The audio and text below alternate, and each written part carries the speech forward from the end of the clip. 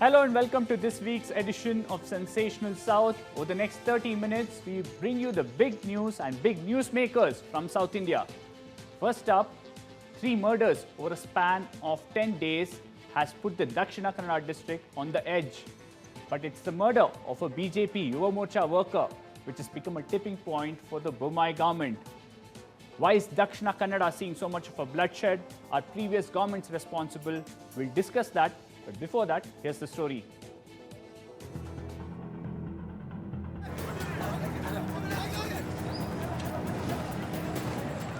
Dakshin Kannada is simmering after BJP Yuva Morcha worker Praveen Netharu was hacked to death.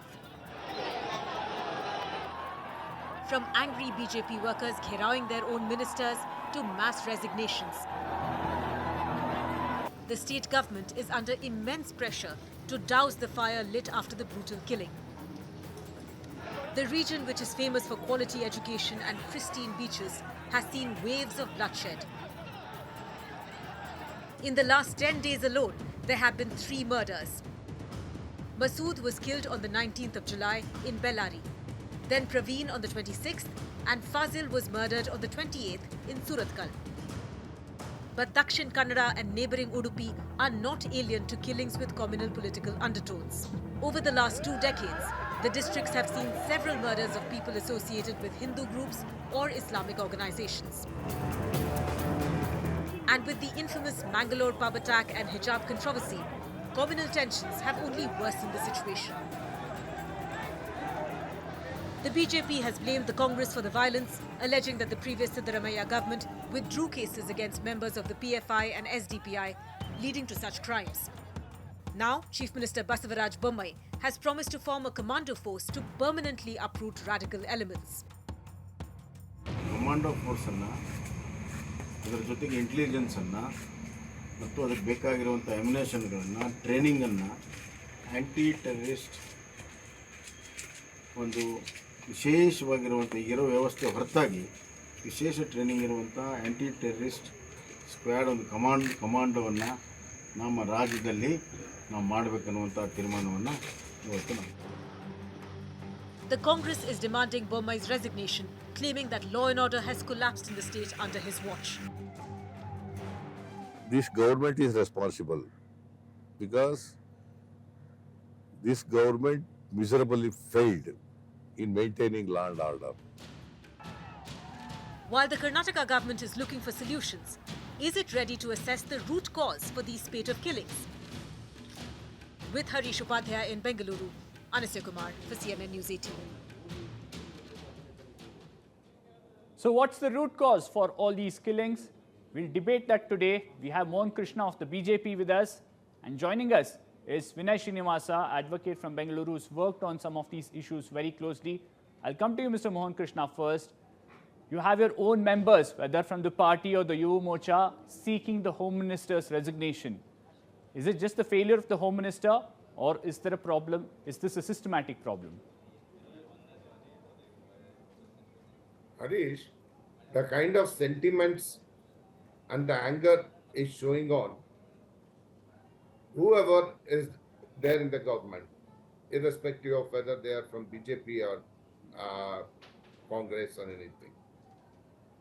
Unfortunately or incidentally, you can say, our own wing, students wing ABVP, is today protesting against asking justice from Mr. Argad Nanendra, who is the Home Minister, current Home Minister of the Karnataka government.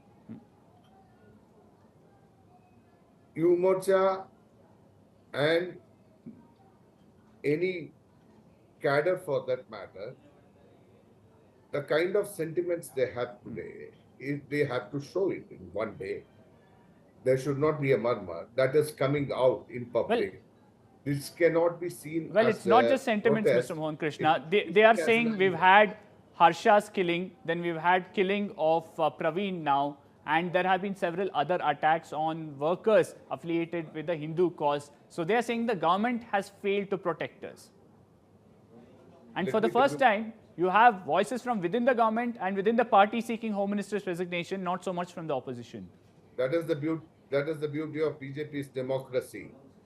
The inner voices can be heard, over the board also, and within the party also. Whatever we discuss, Okay, whatever you we have say to you say discuss, it's we'll beauty of discuss it democracy properly. within the BJP. I'll take that question to Vinay Srinivasa. Vinay, you've worked with several people affected by some of these communal clashes earlier. Where is the problem?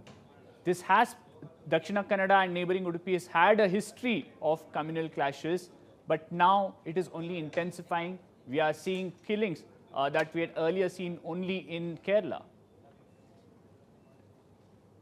Harish, it's really unfortunate the spate of killings in Dakshin Kannada. What started with the unfortunate murder of Masood, allegedly by VHP workers, VHP members, and then Praveen's unfortunate murder, and then, of course, Fazil's unfortunate murder. While Dakshin Kannada has been on the boil for the last decade or so, what we must also understand is that across Karnataka, violence has spiked after Mr. Bommai took over as the chief minister. Notably after his statement of his action reaction statement where he justified vigilante justice and mob violence has increased. And you can just see Mr. Mohan Krishna was talking about the beauty of democracy. One of the things in democracy is also fairness, equality, and rule of law. But what we're seeing in Karnataka today is a complete breakdown. Yesterday we had a person who calls himself Kali Swami in Tumkur, where he openly said that, I don't know who killed Fazil.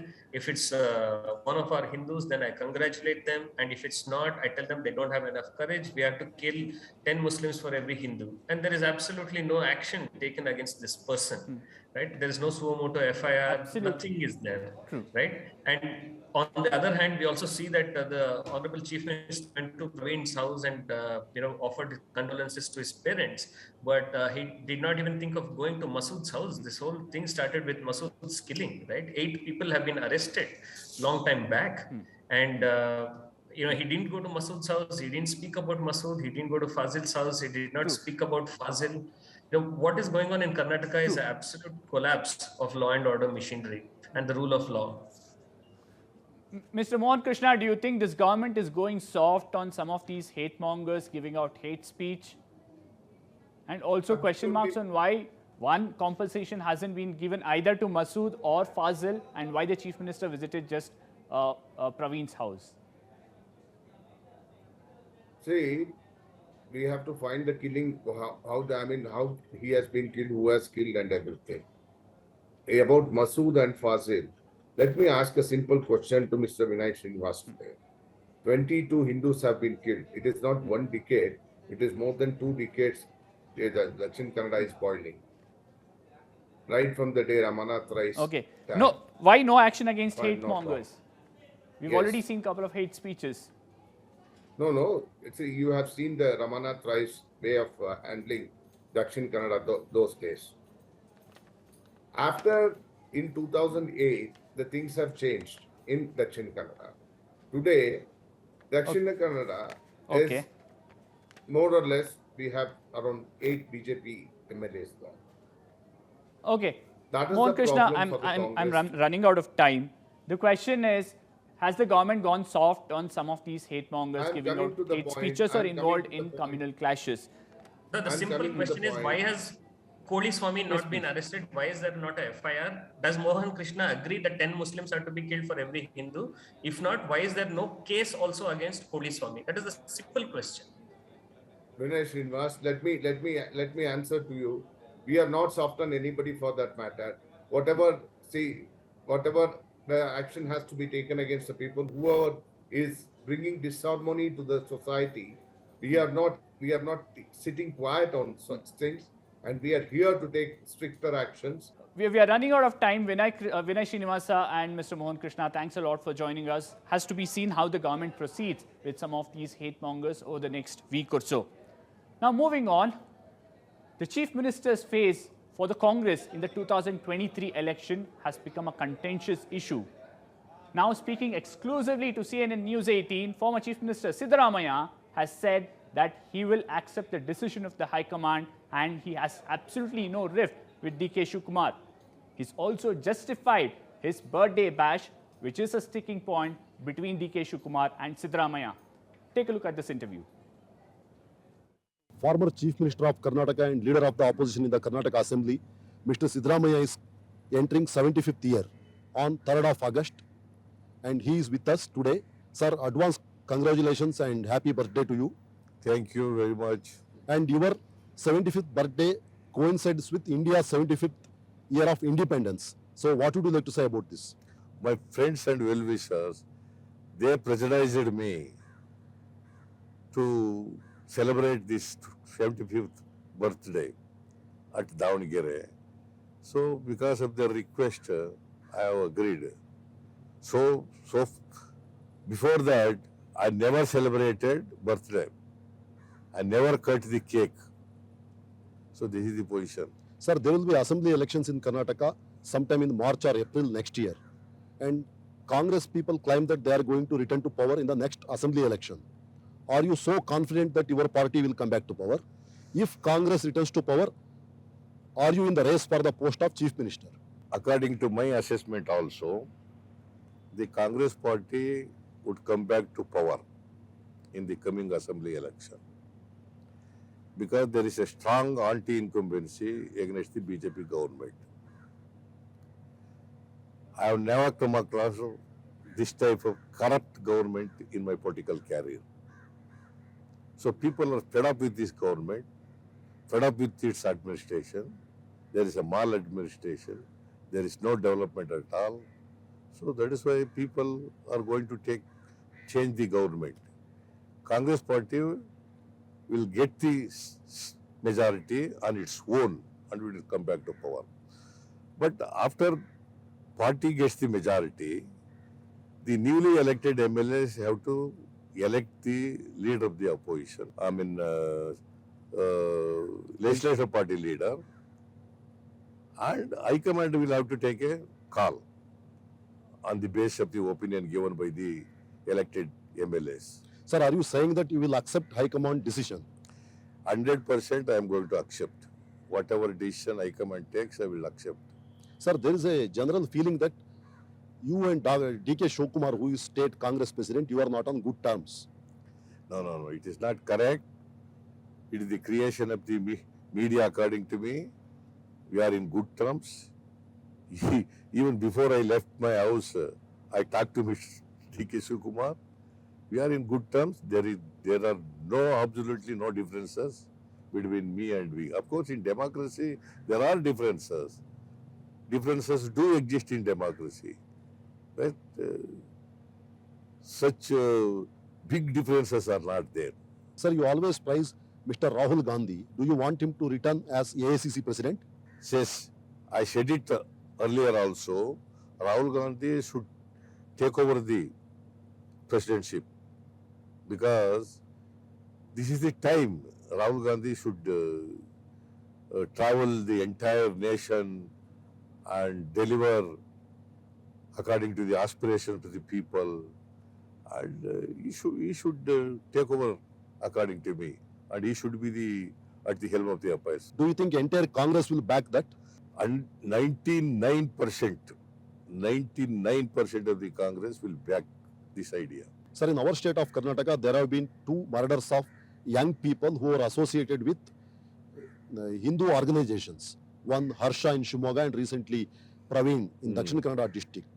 So, why is it happening? Who is responsible for this? No, this government is responsible, because this government miserably failed in maintaining law and order. See, there is no intelligence. See, what is that intelligence department is doing? It is directly under control of the Chief Minister.